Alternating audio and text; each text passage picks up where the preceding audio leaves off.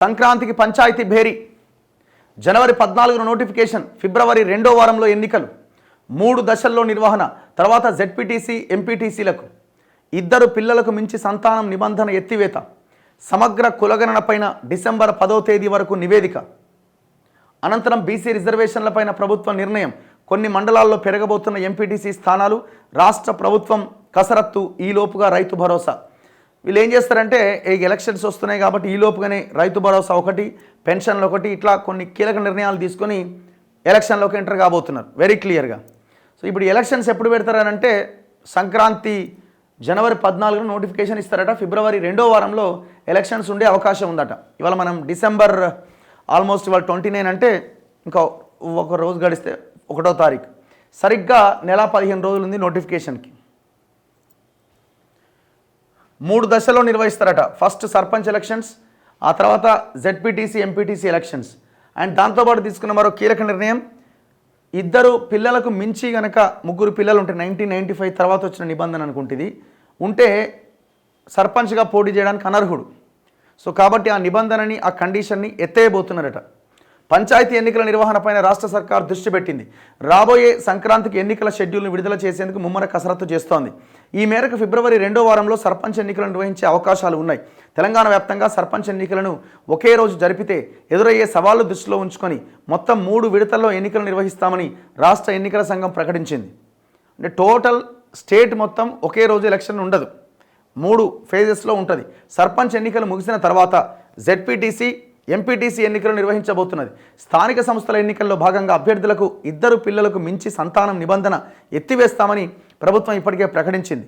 రిజర్వేషన్లలో మార్పుల చేర్పులపైన వేగం పెంచింది. వీటికి సంబంధించిన నిబంధనలపైన అసెంబ్లీ సమావేశాల్లో చర్చించి బిల్లు పెట్టి ఆమోదింపజేయాలని ప్రభుత్వం భావిస్తోంది. ఈ ఏడాది జనవరి 31వ తేదీన సర్పంచ్ల పదవీ కాలం పూర్తయింది. అయితే 10 నెలలుగా పంచాయతీల్లో ప్రత్యేక అధికారుల పాలన కొనసాగుతోంది. దీన్ని దృష్టిలో ఉంచుకొని వెంటనే ఎన్నికలు జరపాలని పలు వర్గాల నుంచి డిమాండ్ వస్తున్నప్పటికీ సుప్రీంకోర్టు ఆదేశాలకు అనుగుణంగా రిజర్వేషన్ల ప్రక్రియను పూర్తి చేసి స్థానిక ఎన్నికలు జరిపే విధంగా ప్రభుత్వం కార్యాచరణ చేపట్టింది. స్థానిక సంస్థల ఎన్నికల్లో బీసీ రిజర్వేషన్ల కోసం రాష్ట్ర ప్రభుత్వం డెడికేటెడ్ కమిషన్ ఏర్పాటు చేసింది. అంటే ఒక ప్రత్యేక కమిషన్ని ఈ స్థానిక సంస్థల ఎలక్షన్స్లో రిజర్వేషన్ల కోసం కేటాయించింది. సో కమిటీ రిపోర్ట్ ఇవ్వాలి. ఆ రిపోర్ట్ ఇచ్చిన తర్వాత రిజర్వేషన్ ఎంత పెంచాలనేది నిర్ణయం తీసుకోబోతున్నారు. అండ్ ఆలోపుగా ఈ కులగణన సర్వే ఎవరు ఎంతమంది అన్నది, ఏ కులం ఎంత, ఎవరి జనాభా ఎంత అన్నది లెక్క కూడా బయటకు వస్తుంది. ఈ కమిషన్ సమగ్ర కులగణన పూర్తి చేసి డిసెంబర్ 10వ తేదీ నాటికి నివేదిక అందజేయబోతున్నది.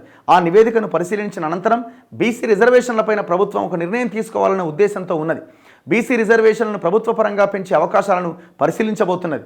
ఒకవేళ సుప్రీంకోర్టు తీర్పు ప్రకారం మొత్తం రిజర్వేషన్లు 50% మించకూడదు అన్న నిబంధనను పాటించాల్సి ఉన్నందున ప్రత్యామ్నాయ మార్గంపై కూడా ఆలోచిస్తున్నారట. సీలింగ్ అంటున్నారు కానీ బేసిక్గా సుప్రీంకోర్టు కూడా చెప్పింది ఏంటి, ఇప్పుడు సీలింగ్ అంటే మరి ఈడబ్ల్యూఎస్ రిజర్వేషన్ 10% అమలు చేస్తున్నారు కదా, మరి ఇంకెక్కడ సీలింగ్? 50% మించి సుప్రీంకోర్టు చెప్పిందని సుప్రీంకోర్టు ఏం చెప్పింది? మీరు ఒకవేళ సైంటిఫిక్ డేటాను కనుక తీసుకొస్తే ఆ డేటా ప్రకారంగా రిజర్వేషన్లు పెంచుకోవచ్చు. అంతే తప్ప మీరు ఇష్టం వచ్చినట్టు పెంచుకుంటే ఏ లెక్కన పెంచుకుంటారన్న దాంట్లో భాగంగా 50%కి మించరాదు అన్నది. ఇది పాయింట్. అలాంటి పరిస్థితే ఉంటే పార్టీ పరంగా బీసీలకు అధిక స్థానాలు కేటాయించి తామే అమలు చేశామని అధికార పార్టీ చెప్పే అవకాశాలు కనిపిస్తున్నాయి. ఇది ప్లాన్ బి అట. కానీ ఇక్కడ ఇంకొక పాయింట్ ఉన్నది. ఇక్కడ మళ్ళీ బీసీలు నష్టపోయే అవకాశం ఉంది. ఈ ప్లాన్ బి కాదు, ప్లాన్ సి కాదు, ఈ పనికిమాలిన ప్లాన్లు వద్దు. 100% కులగణన కంప్లీట్ కావాలా. డెడికేటెడ్ కమిషన్ చెప్పిన దాని ప్రకారంగా రిజర్వేషన్లు 23% నుంచి మీరు చెప్పిన 42% రిజర్వేషన్ అమలు చేయాల్సిందే. ఎలక్షన్స్లో మీరు ఇచ్చిన హామీ ఇది. సో వీళ్ళేమంటున్నారంటే పార్టీ పరంగా రిజర్వేషన్ని కల్పించి మేము ఆ రకంగా ఫుల్ఫిల్ చేస్తామంటున్నారు. పార్టీ పరంగా మీరు రిజర్వేషన్ కల్పించేది ఏంది? ఇప్పుడు ఒక దగ్గర బీసీకి కాంగ్రెస్ ఆయన టికెట్ ఇస్తాడు, మరి ఆన్నే బీజేపీ అయినా బీఆర్ఎస్ అయినా బీసీకి టికెట్ ఇవ్వాలని గ్యారంటీ ఏముంది? మీరు బీసీకి ఇస్తే ఆయన ఇంకొక ఆయన రెడ్డి ఆయన ఇంకో ఆయన పెడతాడు, పైసలు ఉన్నాయని. ఈయన గెలుస్తాడా, ఆయన గెలుస్తాడా? ఎవరికి అవకాశం ఉంటుంది?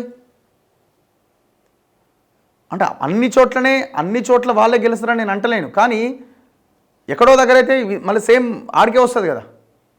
నువ్వు బీసీ ఇచ్చిన దగ్గర ఆయన ఓసీకి ఇస్తాడు, నువ్వు ఓసీకి ఇచ్చిన దగ్గర ఆయన బీసీకి ఇస్తాడు. ఎట్లా? ఇది వర్కౌట్ కాదు. ఇది మళ్ళా అంత కొంత బలంగా ఉన్న బీసీలు అక్కడిక్కడ ఉన్న నాయకత్వం వాళ్ళు మొత్తం ఖర్చు పెట్టుకుని ఎటు కాకుండా పోతారు వాళ్ళు. ఇది మళ్ళీ ప్రమాదం. సుప్రీంకోర్టు మార్గదర్శకాలకు అనుగుణంగా రిజర్వేషన్లు ఉంటాయని, ఎన్నికలను పారదర్శకంగా నిర్వహిస్తామని ఎస్ఈసి గతంలో తెలిపింది. అయితే స్థానిక సంస్థల ఎన్నికలు మొదలయ్యేలోపు యాసంగి సీజన్ కోసం పెట్టుబడి సహాయం కింద ఇచ్చే రైతు భరోసా పథకాన్ని పూర్తి చేయాలని సర్కార్ భావిస్తున్నది. ఇక దీని తర్వాత ఎంపీటీసీ జెడ్పీటీసీ ఉంటాయట. రాష్ట్ర వ్యాప్తంగా 12,867 గ్రామ పంచాయతీలు, 538 జెడ్పీటీసీలు, 5,817 ఎంపీటీసీలకు ఎన్నికలు జరగబోతున్నాయి. ఈ ఏడాది జూలై 2వ తేదీన జెడ్పీటీసీ ఎంపీటీసీల పదవీ కాలం కూడా ముగిసింది. సర్పంచ్ ఎన్నికల్లో పార్టీల గుర్తులు ఉండవు. ఎంపీటీసీ జెడ్పీటీసీలు మాత్రం పార్టీ గుర్తులతో ఎన్నికల్లో పోటీ పడాల్సి ఉంటుంది. దీన్ని దృష్టిలో ఉంచుకొని పంచాయతీల పరిధిలో సర్పంచ్ ఎన్నికల తర్వాతే ఎంపీటీసీ జెడ్పీటీసీల ఎన్నికలు నిర్వహించాలని ప్రభుత్వం యోచిస్తున్నది. కొన్ని కొత్త మండలాల్లో 3 ఎంపీటీసీలతోనే ఎంపీపీ పదవి కల్పించాల్సి వస్తున్నది. నిబంధనల ప్రకారం కనీసం 5 ఎంపీటీసీలతో ఎంపీపీలు ఉండేలా ఆయా మండలాల్లో ఎంపీటీసీల సంఖ్య పెంచాల్సి ఉన్నది. దీనిపైన అసెంబ్లీలో చర్చించి ఒక చట్టం తెచ్చే విధంగా ప్రభుత్వం కసరత్తు చేస్తున్నదట. సో ఇట్లా మొత్తానికి రెడీ కాబోతున్నది.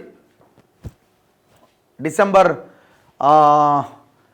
ఇప్పుడు అసెంబ్లీని నిర్వహించి అసెంబ్లీలో దీని మీద చర్చ కూడా జరిగే అవకాశం కనబడుతూ ఉన్నది.